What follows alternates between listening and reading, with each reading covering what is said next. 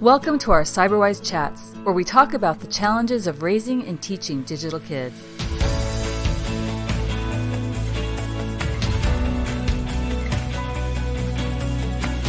I'm Diana Graber, author of Raising Humans in a Digital World and founder of CyberWise and CyberCivics. Join every episode with Dr. Pamela Rutledge, who's the director of the Media Psychology Research Center. Our always lively conversations tackle topics like cyberbullying, screen time, TikTok, and everything in between. We've got some great guests and promise each chat will give you the tips, tricks, and confidence you need to help kids use technology safely and wisely. Hello, everybody. How are you doing? Great. Good afternoon. Welcome, everybody. We'll get started just in a moment here. Give people a second to log on. All right, so welcome to today's chat. We're going to talk about digital literacy, the key to success at every age, a subject near and dear to my heart. All right, so as an opening, as you all know, most of us use technology more hours a day than we sleep. I know that's true for myself. It's true for most of the kids I teach. Yet there's still no general consensus on what the term digital literacy really means. Even those of us who design curriculum, we all use different definitions. So I'm going to share one that I like. It comes from Media Smarts. It is, digital literacy is a wide variety of ethical, social, and reflective practices embedded in work, learning, leisure, and daily life. Okay, so that's a mouthful. I much better like the one that Pam put on our chat notes earlier today. Very simple. Digital literacy is about human behavior. And I think that is such a simple way to look at it. It's not about buttons we push. It's not about the coding that we do. It's about human behavior. So we're going to talk about that today at every age level. And we have a really exciting panel today, and I'm going to do something a little different and take a moment here to let everyone introduce themselves. Hopefully you know that I'm Diana Graber. I'm here every month with Dr. Pamela Rutledge. I'm the author of Raising Humans in a Digital World and also the founder of CyberCivics, which is our middle school digital literacy curriculum, and CyberWise, which is our website full of resources for parents and teachers. So you'll hear a lot more about what I do in just a moment, but I would like to take this opportunity to introduce Dr. Pamela Rutledge, who I met when I was her student at Fielding Graduate University. She is my partner in crime every month for these chats. Yeah, Diana has to have been the best student, and it was very exciting to watch you finish your master's designing the curriculum that was going to become CyberWise. So that was very exciting. But I spend my day job teaching media psychology, which is really the psychology behind media and technology behaviors. My personal interest is in positive media psychology. How do we take all of this stuff, use it well, and support human growth and flourishing? So important, because a lot of what we see out there, we talk about this a lot, it kind of forgets the psychology behind it or even the science behind it, and we really care about that. So as we go through our chat today, Pam will be poking us to make sure we stay on track as far as research, science, psychology goes. Okay, our next guest is our special guest this month, Dino Ambrosi. I met Dino, I believe he reached out to me because he designed and teaches a class on digital literacy, more or less. I'm going to let you explain what it's called, at UC Berkeley. And when we spoke, I was really struck between the similarities of CyberCivics and what he teaches and how we're addressing the same, shall I say, problems at different age levels. And they're equally as important in middle school and at the college level. So, Dino, without further ado, before I mess up anymore, go ahead and tell everyone who you are and what you do. Yeah, thanks for the introduction. I'm Dino Ambrosi. I'm the founder of Project Reboot, and I'm on a mission to help high school and college students build relationships with tech that empower them.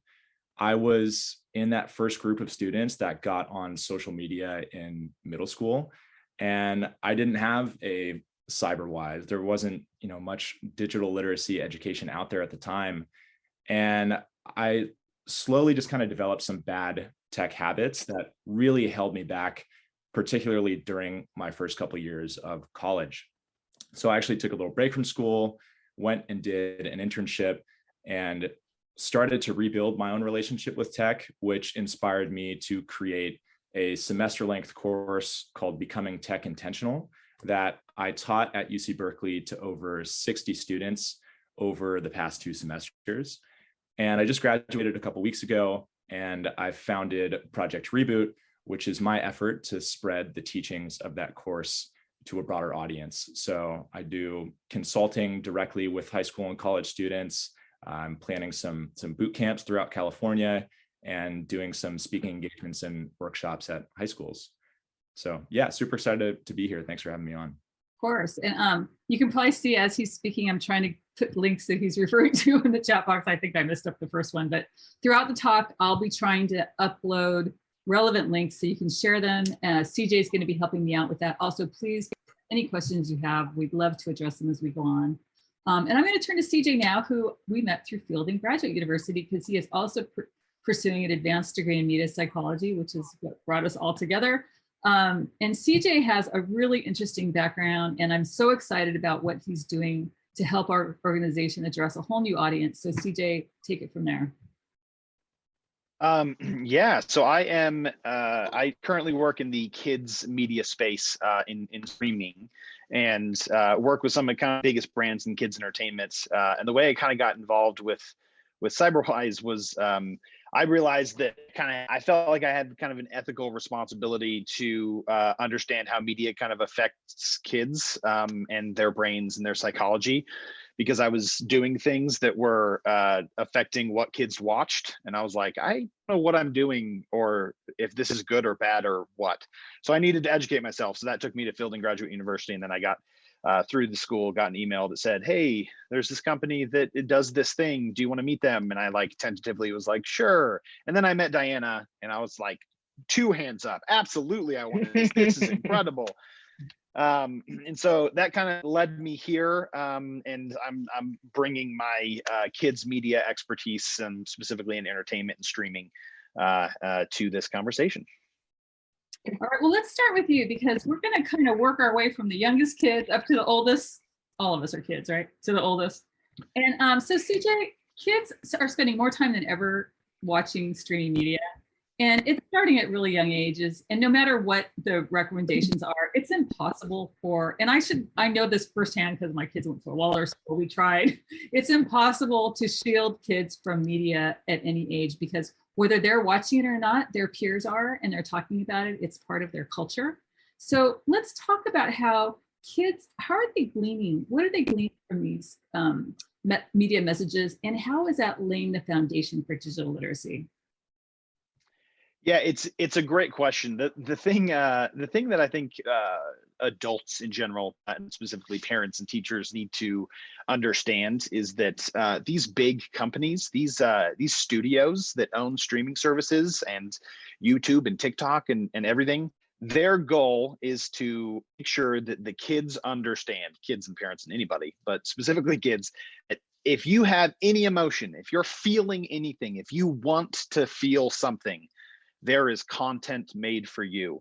There's money that is put into content research to help these studios understand what content they need to make to address a certain age group and a certain demographic and a certain feeling and tone. And so with so much content out there, that's kind of what kids are coming to realize, is that there is something for them if they want to be entertained, if they're bored, if they're angry, if they're mad, they want to feel uplifted, if they want to feel sad, whatever emotion, there is content out there somewhere.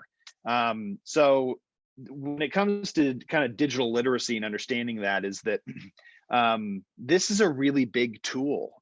Media and how you kind of bring media into your kid's life can be really scary and overwhelming, because how do you possibly keep your mind and eye around all of the content that they're watching, and how can you watch everything they're watching? But it really comes down to helping kids use media they watch as a tool. So instead of if they're feeling emotion like boredom or anger or sadness, instead of just distracting them with an iPad and putting something on for them because that's the easiest way to deal with the problem, help them kind of be okay with those emotions, help them be okay not being okay, if that makes sense. And then if they can kind of understand the emotions a little bit more, then they can learn how to use media as a tool instead of like a crutch. if that makes sense. Or as Dino, I heard you say a couple days ago, that digital pacifier. You know, if they're kind of confronted with something they don't like, then they just kind of go straight to the digital pacifier. So trying to avoid that in understanding that there is media made for anything. So being intentional about what you use media for is kind of step one at a young age. Yeah. And I think that goes back to what almost every, sorry, now I know I got to jump on this before I forget. But so I think that goes back to what every expert will say. Co-view is so important when kids are young. Sorry, folks, but that takes time. Co-view and talk about what they're watching. Like, this is a great time. Emotions are so important to build when kids are young, because they're going to need to read those emotions in digital spaces throughout their life. And so to talk about those emotions and help them sort them out when they're young, I think is so important. Hopefully I didn't jump on you, Pam. No, that's fine. The only danger is that somehow between then and now I've completely forgotten what I was going to say. But no, but what I just wanted to add, CJ, I mean, you're absolutely right. But I want to make sure that parents and teachers are aware it's not always bad to use something to regulate your emotions. It's the awareness of that. And obviously with little kids, you have to teach them that. So coupled with that recognition of emotion is really naming the emotions, right? Talking with kids about what they're feeling, naming the emotions so that they have a way of thinking about it, and then slowly starting to teach them the skills of self-regulation. It doesn't just apply to technology. It's the single most important tool you can give your child for success for their entire lifespan, is the ability to be intentional, as Dino was talking about, rather than being moved along by momentum. So I think that just that parents aren't very good usually at saying, oh, you're feeling angry, that's okay, or are you feeling sad? And so just to mirror those things back can make a huge amount of difference in then being able to guide the media use. Yeah, and I love absolutely. That it links to what Dino talks about, going to college and not feeling able to regulate the time he spent with the literacy media. And really that begins so young, is teaching kids not to go to the tool, to maybe stay with the real world and figure out these emotions. Yeah, I think sometimes parents kind of overthink that their kids are like massively different than they are, so kids will turn to the content in the behavior is very similar to us, right? Long day after work, I'm fried, I'm kind of beat up a little, I just want to turn on something nostalgic and fun and happy, maybe Friends or New Girl, something I know, something familiar. That's easy viewing, right? Kids will do the same thing. If I want to be challenged, I go to different content. If I'm bored, I want to be entertained. If I want to feel exhilarated, kids will turn to the content depending on what they're feeling. And so parents understanding what their kid is feeling and why they're turning to the content they're turning to is absolutely what Pam was saying in helping them get to that self-regulation by recognizing the emotion. It's not bad I just want to be entertained. Let's throw on some dumb movie that doesn't teach anything, that's just easy and fun. That's great. There are moments that is fantastic, but understanding when that's appropriate and when to dive into that's that self-regulation, so that you don't use it as a crutch, but a tool in your life. And it's very interesting, CJ, that some of the research shows that teens don't pick the same kind of media to regulate their mood that older adults do. So, whereas an adult might say, I'm really depressed, I'm going to watch something funny, a teen might actually pick something that you would consider to be depressing because it helps normalize what they're feeling. So there's some really differences age-wise in the choices, but basically you're absolutely right. Yeah, and something that we've talked a lot about internally is, kids learning values from the media that they watch. And CJ hasn't mentioned it yet, but we're actually launching another podcast, What Kids Watch, a parent's guide to, I'm sorry, I've mangled the name. Go ahead. You just flipped it. You just did. It's the parent's guide to what kids watch. So helping parents understand basically what I was just talking about, why kids turn to the things they turn to, what's appropriate, how to talk to them about what they see, stuff like that. Yeah, because we realize that CJ gets to see all this stuff before parents do. And so he is sitting on so much knowledge that we are so excited to share with you. So you'll be hearing a lot more about that and from CJ soon. So So I'm going to keep rolling us up through the ages. I think what CJ said is so important. Kids are learning social and emotional skills when they're very young. Ideally, we hope they learn a lot of these offline because that's where they are very powerful. But they're, no matter what you do, they're learning them from their media messages too. So as they get older, we want to help them transfer what they know from the offline world and their social emotional skills to the digital world, where there are no facial expressions, there's no way to see someone's feelings or hurt. And digital literacy means different things at different stages. And we're kind of glossing over the elementary school ages because in that age, it's tricky to teach kids these skills because kids are such concrete thinkers at that age. So you're not going to really be able to get a child in the elementary years to think through the consequences of their actions yet so much. You can teach them black and white, you can teach them right and wrong, and that works great up until a certain point. When kids reach middle school, all of a sudden they start developing that abstract thinking and they're able to think ethically and they can think through the consequences of their actions. And that is such a prime time to start teaching them digital literacy in school. That's what we do through cyber civics. Our curriculum is 6th, 7th, and 8th grade. And in our view, digital literacy is what Pam said earlier, human behaviors online. So we touch everything from your reputation online to online safety, to cyberbullying, to media messages, to misinformation, the whole gamut. And the point here is kids in middle school are just primed for this because it's a time in their life when they're detaching from their family of origin, they're connecting with their peers. So you want to do lessons where they're working together and debating and thinking. As you know, if you had a teenager, as they reach the teenage years, it's when they want to poke everything and they question everything and they want to defy authority. That's great. When they learn the authority is like the guy sending them information, the algorithm sending them information on their phones, that's what they poke against and they think about and they rebel against. So it's a very powerful time to teach them about rabbit holes and misinformation and disinformation and all of that. So, I'm passionate about giving kids these skills in middle school. I am astounded when schools don't offer them because a child who cannot read the internet today, cannot know how to write on the internet, which is a skill in itself, is really disadvantaged no matter what career they go into, what field they go into. And again, I'm stoked that Dino's doing this at the college level. I wish that he and his peers had this in middle school so that when they got to college, they could do even more incredible things with the tools at hand. But we're all working towards that slowly and surely. And I think that hopefully schools will realize how essential these skills are. Yes. I'll just add something, right?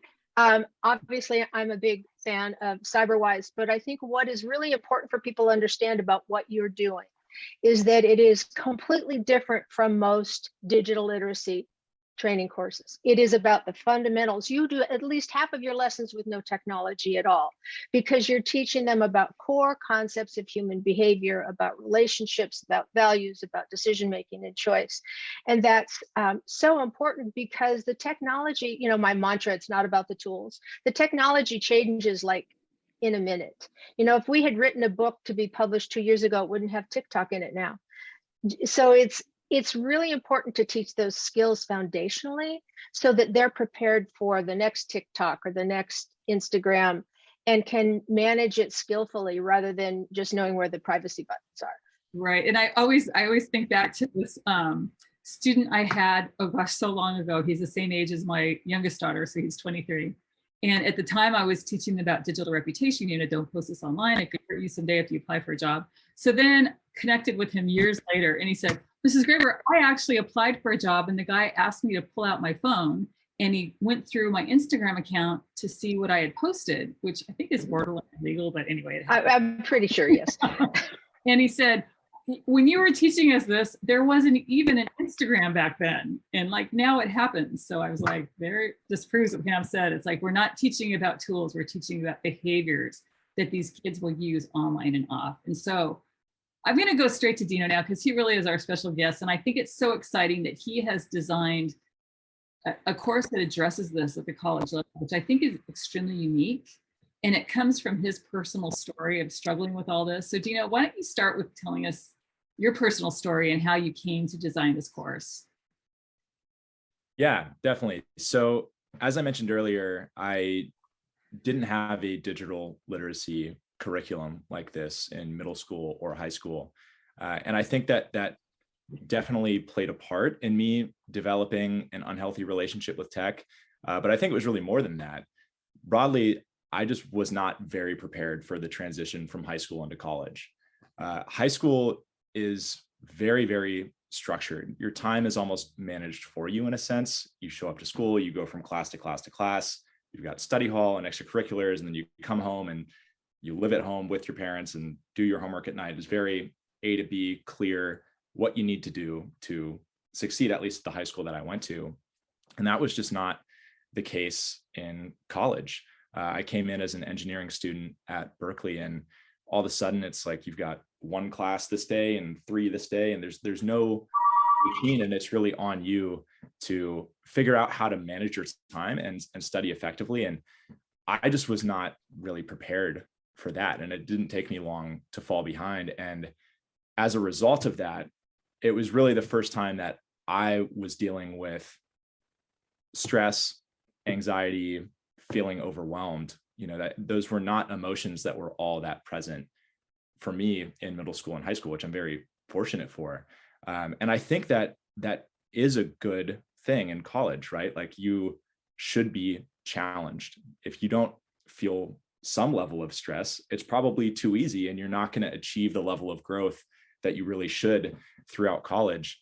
But I think this is where my lack of digital literacy education really kind of bit me a little bit, is I did not recognize the addictive potential of social media apps in particular and my smartphone. And I used those as a way to escape those emotions, essentially. And as CJ mentioned, this term digital pacifier, I think I built up a habit loop that so many people have today, particularly college students, which is any uncomfortable emotion, whether that's stress, anxiety, feeling overwhelmed, feeling bored, became a cue for me to almost unconsciously pull up Instagram or YouTube and start scrolling.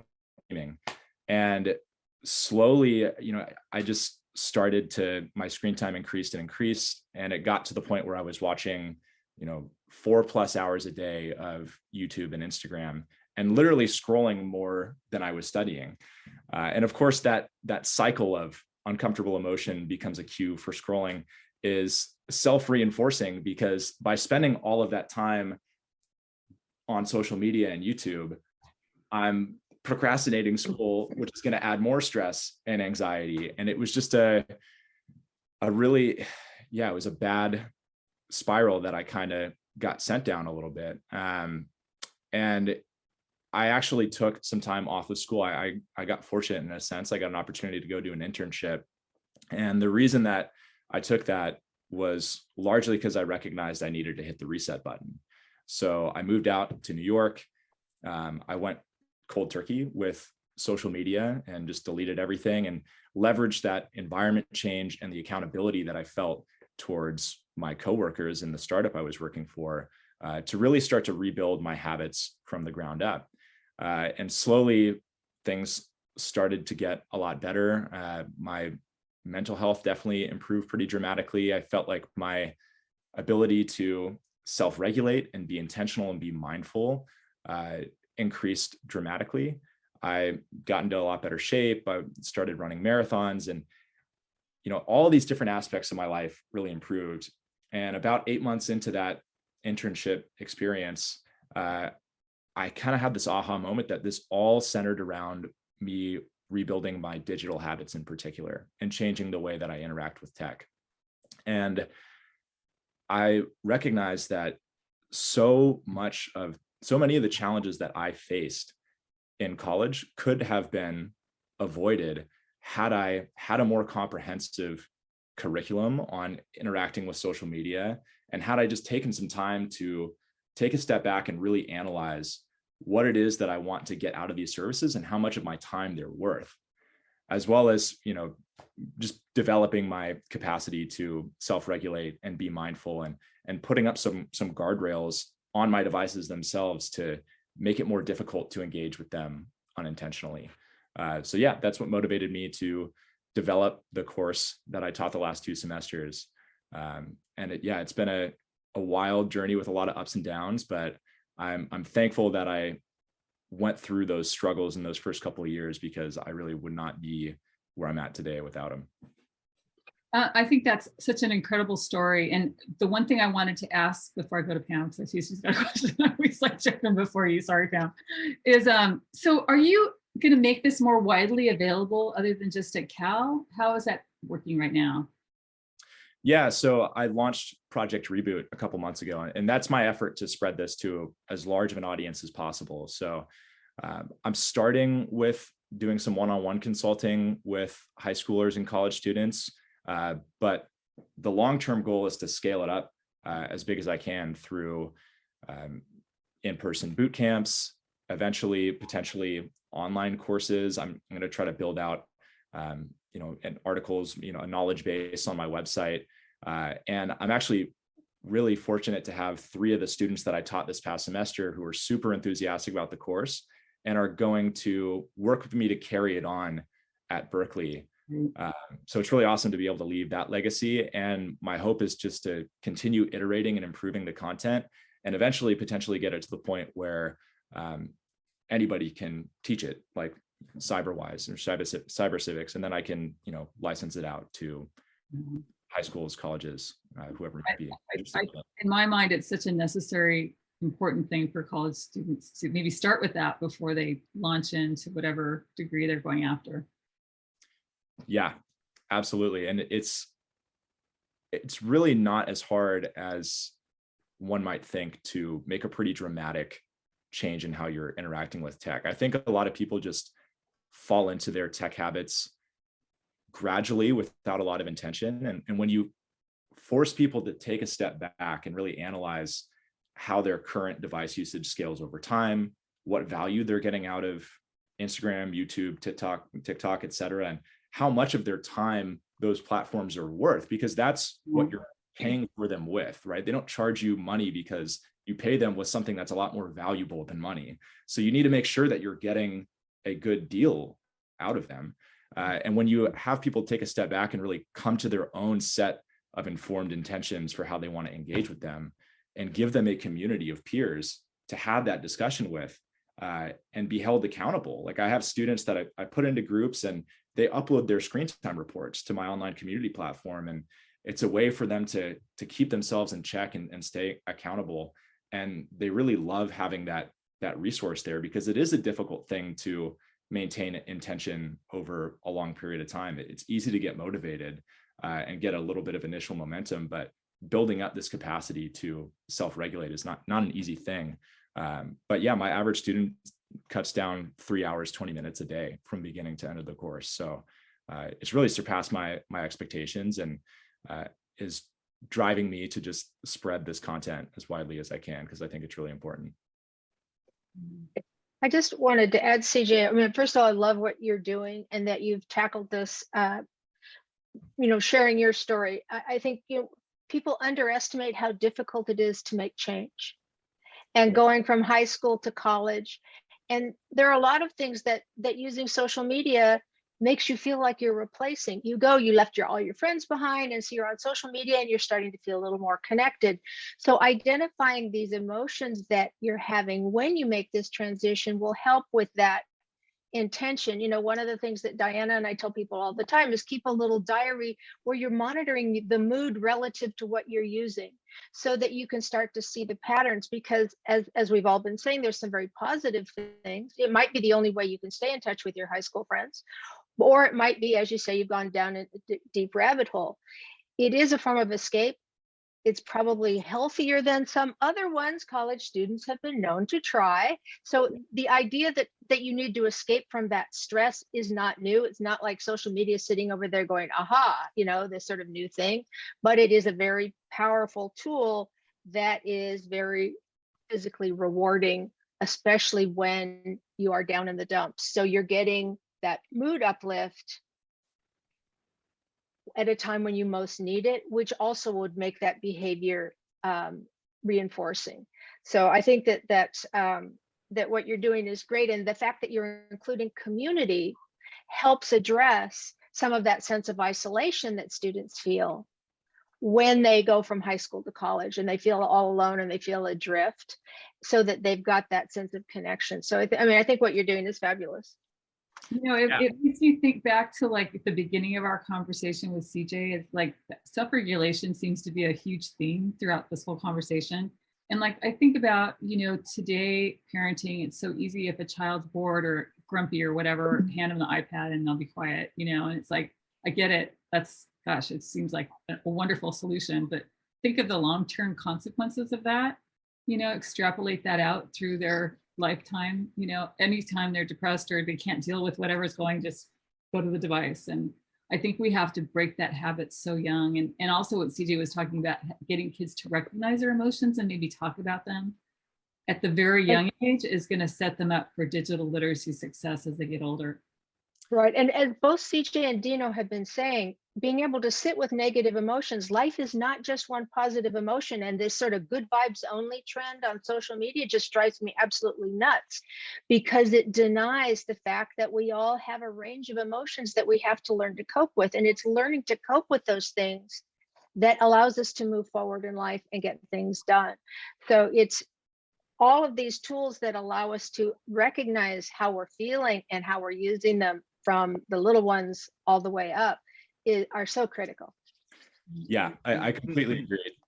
A couple of just quick points that I want to call out in response to that, Pamela. First off, I don't paint social media in a completely negative light. Like I know you don't. There's a huge value add to it, and there's so many great things that you can use it for. But I think it's really, really important to be clear on what are you trying to get out of it, because all of these platforms are trying to maximize engagement. They're trying to keep you on the platform for as long as possible. And one of the most effective ways for them to do that is to broaden the scope of your interactions with them. So when you ask people, what do you get out of Instagram? Why do you use it? The first and foremost, the biggest response is, I use it to connect with people. I want to stay close to my friends, right? I want to see what they're doing. We're off at different schools. I want to stay up to date on their lives. And that's a really important and valuable thing. But if you're following 1,500 accounts that range from, memes to sports to politics to news, whatever, you are giving Instagram more power to drive your behavior on the app, right? All of a sudden, it's no longer just a tool for staying up to date with friends. You've broadened the scope of your interactions with it. And in the past couple of years, there's been a huge trend of platforms essentially increasing the amount of content that they can show you. So TikTok, the main page is the For You page, where it's not accounts that you're following, it's anything in their database of content. And that took away from Instagram's watch time. And now Instagram has Reels, where it's not constrained by the list of accounts that you follow, right? So all of a sudden, that initial value proposition that Instagram is giving people is not the majority of the time that they're spending on the service. So when it comes to staying connected and recognizing like, okay, I'm feeling uncomfortable, I'm seeking connection, there are just better ways to do that, or ways to change your relationship with those apps, so that you're spending more of your time actually fulfilling that value instead of getting distracted and pulled down a rabbit hole. I think CJ, you had a comment on that. I did. I love I get so excited about all of this because I can feel how important it is. Probably because I literally failed a class in college because of Candy Crush. Not kidding. That's very true. I looked forward to going to that class because I could play Candy Crush. I don't know why. I don't know why I associated it, but eventually I just played it enough that I thought that. But I had an experience yesterday with a teenage nephew who came home from volleyball practice or something, talked to his mom, and he said, "I'm angry and I don't know why. And just need a second." So he went up to his room and he was just going through TikTok, and he calmed down, eventually came downstairs with the family, but he stayed on TikTok. He had an earbud in and he stayed on TikTok, and he was just mad. You could kind of feel him. And I kind of sat there and obviously with this being the topic of so much of my life right now, I was like, hey, how do I break this? How do I get him to look away from TikTok just for a second so that we can acknowledge what he's feeling and talk about why. So I decided that I would find the funniest picture in my phone and I would airdrop it to him. And what that does, when you airdrop it to somebody, it pops up. You can't stop it from just popping up. And so it popped up and I got him to laugh and he looked up at me and then I engaged and we had a conversation and we eventually got to talk about why he was angry. And it was just really interesting to me because he was stuck.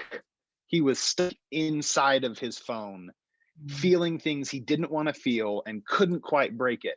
And to just get just like a moment, just a sliver of time where I could get him to look up, acknowledge, and it worked out for me. It's not always that easy, especially with teenagers, right? But the idea that taking a second to stop and communicate and learn and better understand your emotions in a moment can totally shift the behavior and thus your long-term relationship with a device and with the technology in your life. CJ, that's such an awesome story. And it illustrates so powerfully how important it is to talk about these things in real life. And I feel so blessed when I get to teach cyber civics in the classroom. And I know the other teachers that do it feel the same way, is that we are opening a door for these kids to talk about the things they're dealing with that they can't bring up maybe with parents, but they could talk about with their peers. And there's not a week that goes by that something that they've dealt with online needs to be hashed out in real time in real life. And I will say this, what drives me nuts is digital literacy curriculum that's delivered on a screen, like a kid just reading, like, don't click on this. That is just not digital literacy education, people. Please do not teach your kids that way. This is an interaction. You need to discuss these things. They're dealing with a lot. So I think it's really cool, that story. It's so important for people to listen to. Yeah, and CJ, what you're touching on is you've given him a stopping cue, right? And that is it can be a digital environment design tactic, and you can put those in place on your own. Like Apple has the ability to set screen time limits that pop up you've gone over your daily limit. Do you want to continue? And just yes, having that second, most people will just breeze right by. You can't set up a passcode and give it to a friend so that it's harder to just breeze by. But even just taking a second to pause, because that is a persuasive design technique that social media platforms have employed. It used to be they would load 25 pieces of content and then it'd have to refresh and then more stuff would come in. Now it's just an infinite scroll, right? That's really hard to escape. So I think CJ just shared in the chat a big list of digital environment design practices that I recommend to students in the course. Just ways to go beyond the default settings on your devices to make them easier to engage with intentionally. So if you're looking for ways to cut down on social media time or whatever it may be, I really recommend you go check that out. It's really interesting to see when we go through all those in the class. Often students will have like a 40% decrease in screen time from the week before to that week, or cut down the amount of times that they're picking up their phone by almost half. So, don't underestimate the importance of environment design. And when we talk about, self-regulation, that's a muscle that you build up over time, but you can make things a lot easier on yourself by just adding friction and kind of putting up guardrails to prevent you from going down rabbit holes. I want to point out that what Dino's describing is exactly the behavior modification techniques you would use to change any behavior. And probably the best equivalent here is when you're trying to change what you eat, because food is physically rewarding, just like social media is physically rewarding, and that you create ways of helping yourself achieve your goal. And I love that that's what you're doing. You're not saying, oh, technology is bad like so many people do. You're saying it can be very powerful as long as you decide what it is you want to do with it. And the same with food, that there's just these things that you put in place to remind yourself of your goal so that then you can exercise intention. So we have a question. I think Pam's probably going to be able to answer this one. Is anyone working on VR safety? A big concern is young children playing games that are not meant for young kids. My son is almost 12 and sees problems where younger kids don't know how to identify cyberbullying or how to report it. they should be having cyber civics lessons because they would know how to do this if they had those lessons. He finds himself in situations where young children need help and don't have the adults with them in the VR game. He tries to show them how to report cyberbullying, but some kids are too young to comprehend those instructions or too young to read. Now, Those kids should not be on VR. There's not a lot of research, but the research that's coming in is raising serious questions about the impact of VR on cognitive development. You're not gonna change, turn your kids into morons or anything. But what I'm talking about is that it has an impact and we don't know what it is. It has also an impact in your perception of reality. So I'm impressed that the 12-year-old can navigate it, because to me, that would be sort of an iffy question as well. But parents, if your kids are using VR at any age, you need to see what it is they're seeing there, because younger children, as Diana was describing, don't have very complex thinking, and they're going to have a much more difficult time differentiating reality from VR fiction. And that can be very detrimental emotionally as well as psychologically. That's a great answer, Pam. And the other thing, this makes me think of a story I wrote about in my book, where a young kid in my class told me that he was playing a game and a new kid came on, and they were using Discord so he could hear voices, and you could tell the new kid was really young by his voice. And so it was a thing where the older players would like make fun of the younger player, and he could hear the kid crying. And he said what he did is he told the kid, dude, first of all, you shouldn't be here. And second of all, why don't you mute so you don't hear what they're saying? So anyway, it's like these young kids just are not ready for this stuff. And then secondly, it's so easy to teach kids how to identify cyberbullying, what to do when they see it, how to report it, how to differentiate it from digital drama. Those are essential lessons every kid should be taught. So have them call me. I think there was another question here. What about using VR in an educational setting? There are a number of experiences that enhance and extend the learning in certain subjects. Absolutely. Pam, I think you've written about that as well. Yeah. And VR has been used a lot in therapeutic situations to help people overcome PTSD and all of those things. It's been used in training where you don't have to have someone actually in the shop. All I'm saying is that using VR for young people needs to be supervised with a tremendous amount of intention and awareness. And I would be very concerned about using VR under the age of 12 until more research comes out, but certainly never unsupervised. So I've done a terrible job putting links in as we speak because I've gotten so into the conversation. So I just wanted everybody to know that whenever we do these chats, we post them on CyberWise under our chats link. Also, as you know, CJ has created a podcast, so this will be part of our podcast. And so you can always find this information later. And what I'm going to try to do too is put some of those links on that page as well. Any other questions before we wrap up here? Oh, CJ's getting some links in there. Thank you. So usually when we finish these talks, we go around and we give our top tips for parents, but I'm going to do it a little differently today. I think that we want to each give away our top takeaway from today because we've talked about a lot of different topics.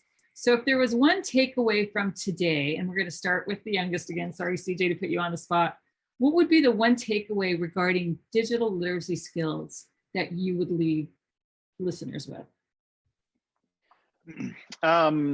Probably for me, this is kind of bringing it around full circle. In doing the studying that I've been doing within media psychology and applying it to kids, the biggest thing you figure out about kids, and any parent will understand this just by being a parent, is that kids they see what you do and they do what you do, and that you are the prime example for them. So the biggest takeaway for me is going to be if I'm trying to teach kids this, and though I'm not a dad, I have I think 32 nieces and nephews. So I need it's a lot. Yeah, it's a lot. But I need to be the example. And I know that there are times that my phone is a digital pacifier for myself. So basically the takeaway is I need to take everything that we've done and apply it to myself, not just kids, but understand that I'm as responsible to lead this charge as anybody. That's great, CJ. Thank you. And Pam, what would be your top takeaway from today? I guess I would want to emphasize that digital literacy isn't about just reading and writing. Literacy calls that up in our minds because we're used to thinking of literacy as a reading, writing thing. Digital literacy is really navigating this digital space that's so critical, and we aren't very good at bringing our offline skills into the online environment, setting boundaries, saying no, and so recognizing that we have the ability to turn it off, log out, change who you see, curate your feeds.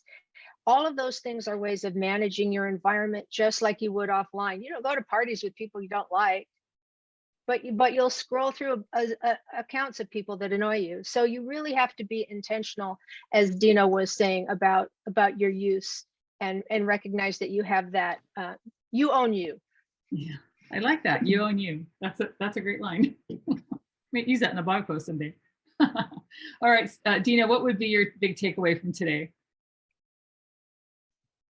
Yeah, it's a good question. I would say that, tech has the power to hold you back and the power to lift you to new heights. And the direction that it pushes you is really just a function of your ability to engage with it intentionally. I think we have such amazing tools at our fingertips that, as I was saying, just not really very well educated on how to tap into them. One piece that we didn't really touch today is the plus side of having your devices for school. Again, I mentioned, a big impetus for my damaging relationship with tech was I was not good at managing my time or studying. And now we have this extension of ourselves with perfect memory and access to all the information humans have ever produced.